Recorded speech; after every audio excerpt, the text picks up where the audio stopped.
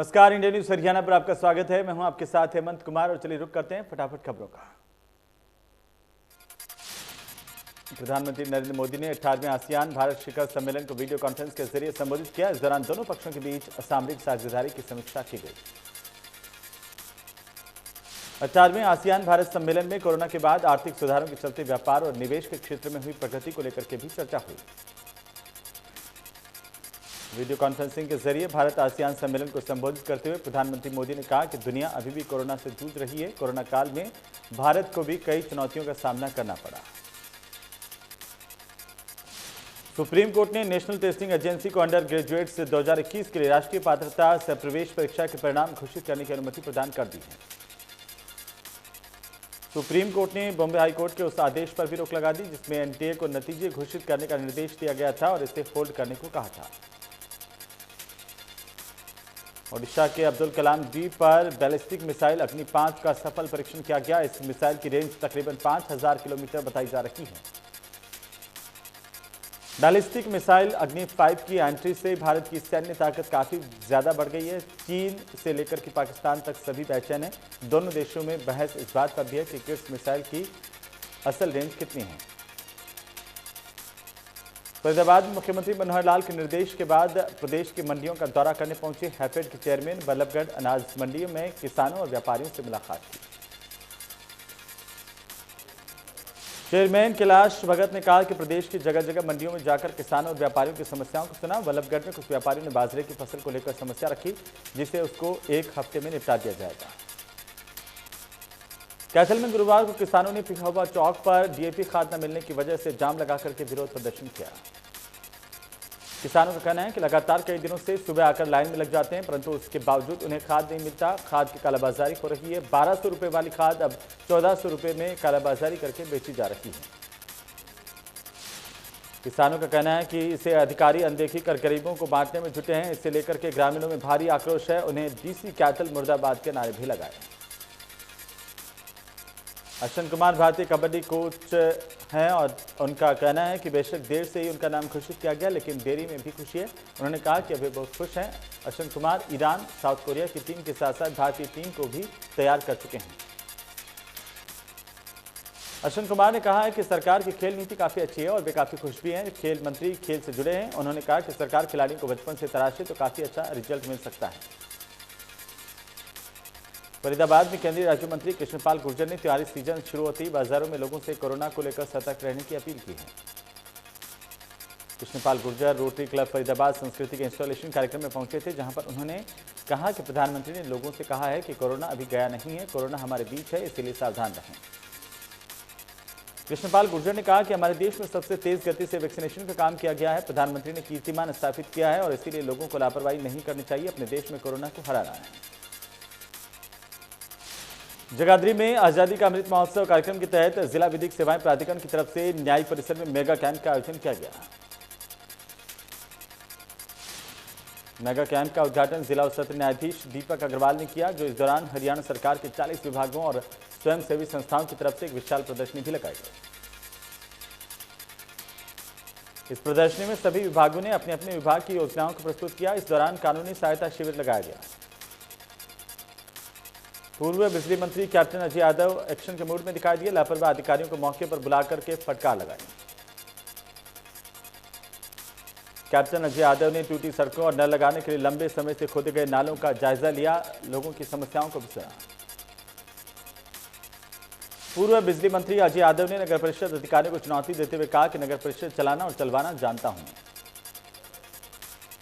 नोहा के गांव बेरी में 5 दिन पहले बिजली चोरी पकड़ने गई टीम के जेई और कर्मचारियों के साथ मारपीट हुई थी और इस मामले में किसी की गिरफ्तारी नहीं हुई। इसके विरोध में बिजली कर्मचारियों ने प्रशासन के खिलाफ अपनी गहरी नाराजगी जताई है। वहीं सैकड़ों कर्मचारी थाने पहुंचे। सदर थाना प्रभारी के नाम ज्ञापन देकर जल्द आरोपियों को गिरफ्तार करने की मांग की गई है। पुलिस ने नाराज कर्मचारियों को भरोसा दिया कि आरोपियों की धरपकड़ के लिए दबिश जारी है। जल्द ही सभी आरोपियों को गिरफ्तार किया जाएगा। रतिया में बस समस्या से परेशान छात्र छात्राओं ने बस अड्डे के मेन गेट को बंद कर दिया। विभाग के खिलाफ नारेबाजी की और जोरदार प्रदर्शन किया। छात्र छात्राओं ने बस समस्या को लेकर विभाग पर कई आरोप लगाए हैं। छात्र छात्राओं ने आरोप लगाया है कि उन्हें आए दिन बस समस्या से दो चार होना पड़ता है। इसे लेकर कॉलेज में उनके लेक्चर नहीं हो पाते हैं और पढ़ाई में बाधा आती है। सोनीपत में डेंगू का प्रकोप रोजाना बढ़ता जा रहा है। ग्रामीण इलाकों में हर तीसरे घर में डेंगू से संक्रमित मरीज है, जबकि स्वास्थ्य विभाग के मुताबिक रोजाना 30 से 40 मरीज भी डेंगू के मिल रहे हैं। ग्रामीण इलाकों में फॉगिंग भी नहीं हो रही है और अधिकारियों का कहना है कि वे लगातार ग्रामीण क्षेत्रों में निरीक्षण कर रहे हैं। इसी को लेकर जब इंडिया न्यूज की टीम ने अलग अलग गांव के लोगों से बातचीत की तो लोगों ने बताया कि उनके गांव में हर घर में लोग डेंगू, मलेरिया और बाकी कई बीमारियों से संक्रमित हैं। कैथल में डेंगू अपना कहर बरपा रहा है, जहां पर 11 नए केस डेंगू के मिले हैं। अब डेंगू के मरीजों की संख्या 190 तक पहुंच चुकी है।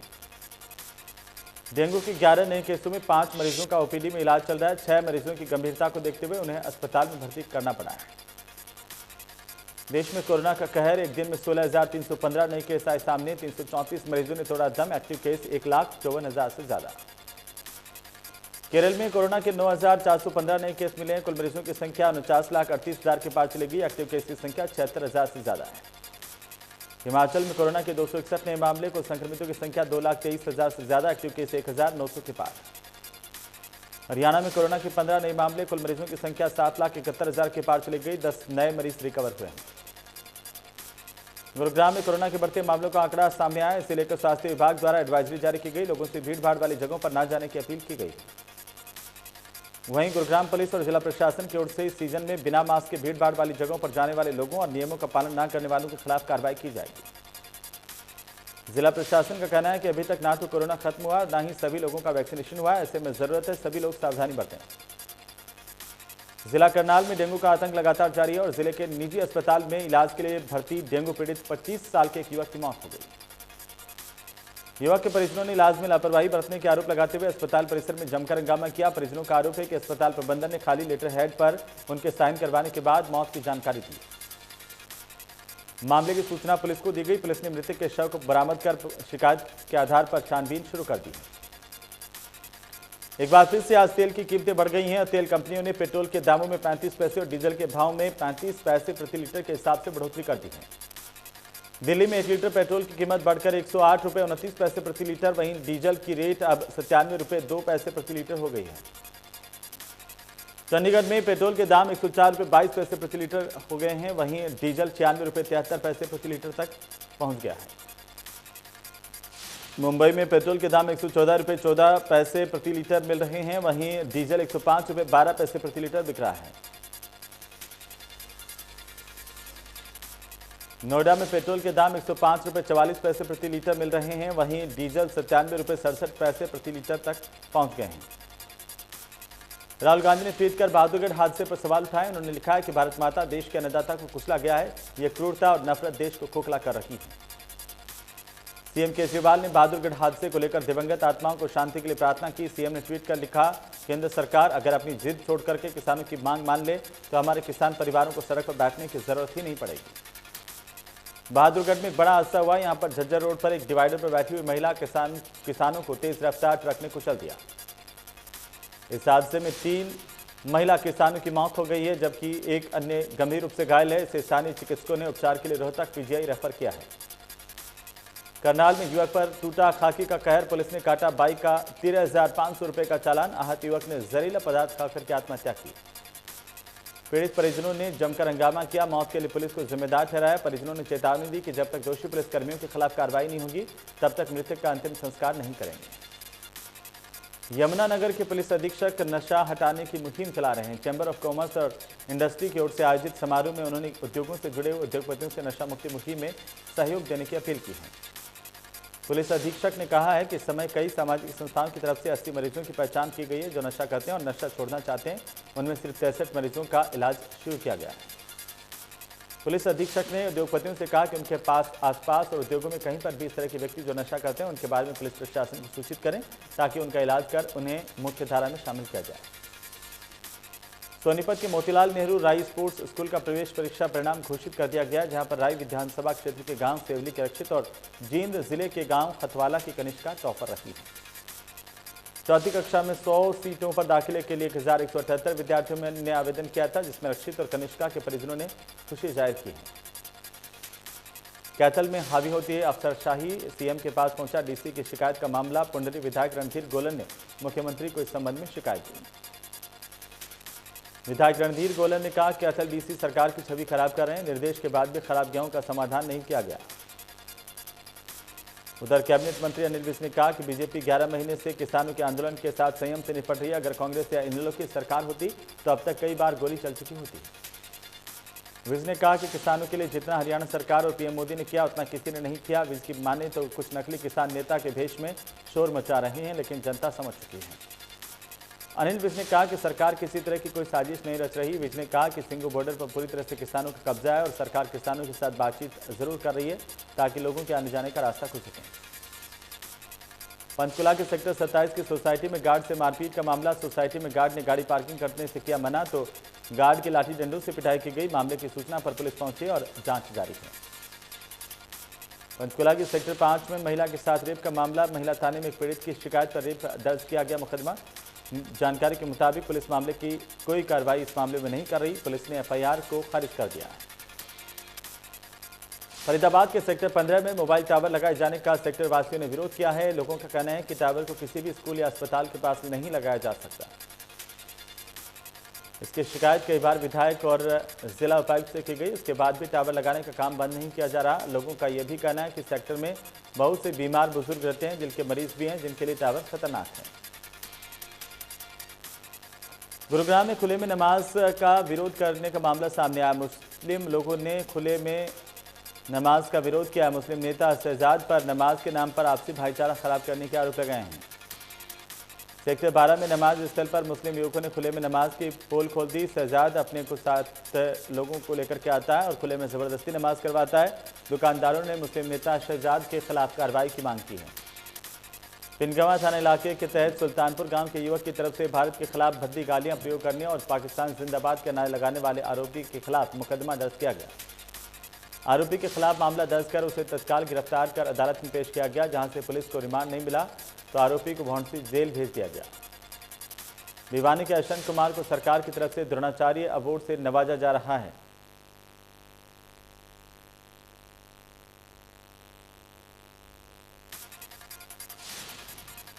उधर यमुनानगर में शहीद पुलिसकर्मियों की याद में पुलिस लाइन में एक कार्यक्रम का आयोजन किया गया, जिसमें पुलिस अधीक्षक कमलदीप गोयल ने यमुनानगर जिले के अलग अलग समय में शहीद हुए 7 जवानों को श्रद्धांजलि अर्पित की। उन्होंने बताया कि इसके अलावा 21 अक्टूबर से 31 अक्टूबर तक पूरे देश में पुलिस फ्लैग डे मनाया जा रहा है। उन्होंने कहा कि युवा पीढ़ी को भी पुलिस कर्मचारियों की शहादत के बारे में पता चले, इसी को लेकर स्थान के कार्यक्रमों का आयोजन किया गया है। पानीपत में बाल महोत्सव के मंडल स्तर के मुकाबले के आखिरी दिन धमाकेदार रहा। सोलो डांस में बच्चों ने जबरदस्त प्रदर्शन किया। बाल महोत्सव कार्यक्रम में मुख्य अतिथि के तौर पर हरियाणा राज्य बाल कल्याण परिषद के मानद महासचिव प्रवीण अत्री ने शिरकत की। इस मौके पर अत्री ने कहा कि बच्चे इसी तरह से मेहनत करते हैं, जीवन में सफलता जरूर मिलेगी। विश्व स्ट्रोक दिवस पर प्राइवेट अस्पताल की तरफ से ब्रेन स्ट्रोक को लेकर जागरूकता अभियान चलाया गया। इसमें स्ट्रोक से संबंधित जानकारी दी गई। अस्पताल के डॉक्टरों की माने तो जिस व्यक्ति में स्ट्रोक है, अगर उसको समय रहते इलाज नहीं मिले तो व्यक्ति की मौत हो सकती है। उधर कैथल में अधिकारी इतने लापरवाह हैं कि उनको मुख्यमंत्री की कार्रवाई से भी डर नहीं लग रहा। बार बार विधायक के कहने पर भी खराब गेहूं की सप्लाई नहीं बदली गई है। इसे लेकर ग्रामीणों में भारी आक्रोश है। उन्होंने डीसी कैथल मुर्दाबाद के नारे लगाए। विधायक की ओर से शिकायत भी दी गई है। कुरुक्षेत्र की अदालत ने पंजाब पुलिस की गिरफ्त से मिर्ची पाउडर डाल हथकड़ी समेत भागने के आरोपी राजेश को 6 साल की कैद और 18,000 रुपये का जुर्माना सुनाया है, जबकि साक्ष्यों के अभाव में अन्य 7 आरोपियों को बाइज्जत बरी कर दिया गया। 12 जनवरी 2016 को पंजाब पुलिस की आंखों में मिर्ची पाउडर डाल करके आरोपी भाग छूटा था। कोरोना के चलते कैदियों को पैरोल पर भेजा गया था, जिसमें अंबाला की सेंट्रल जेल से काफी बंदियों को छुट्टी पर भेजा गया था, लेकिन जेल में पैरोल पर गए 7 कैदी अभी तक वापस नहीं लौटे हैं। 10 अक्टूबर को कैदियों को जेल में सरेंडर करना था, लेकिन कैदी जेल नहीं पहुंचे। पैरोल से वापस नहीं लौटने वाले ज्यादातर कैदी पंजाब के हैं।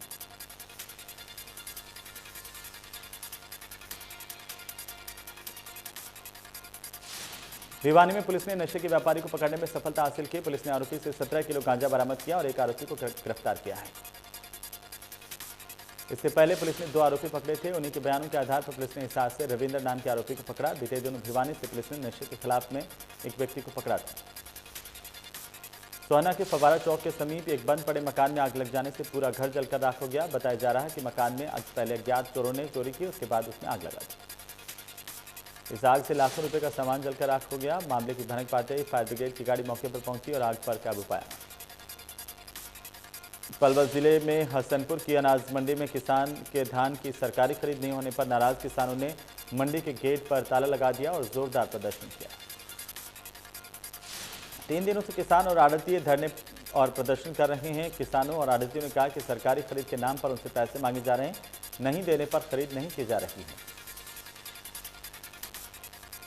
देश प्रदेश में फैली श्री जयराम संस्थाओं के परमाध्यक्ष ब्रह्म स्वरूप ब्रह्मचारी महाराज ने कहा कि हरियाणा में संस्कृत वैदिक ज्ञान को बढ़ावा देने के लिए जल्द ही संस्कृत विश्वविद्यालय खोला जाएगा। जयराम विद्यापीठ में 3 दिवसीय राष्ट्रीय वैदिक सम्मेलन के समापन समारोह में ब्रह्म स्वरूप ब्रह्मचारी ने कहा कि अब संस्कृत के वेद पाठों का वैदिक ज्ञान देश भर में कोने कोने में कुरुक्षेत्र से गूंजेगा।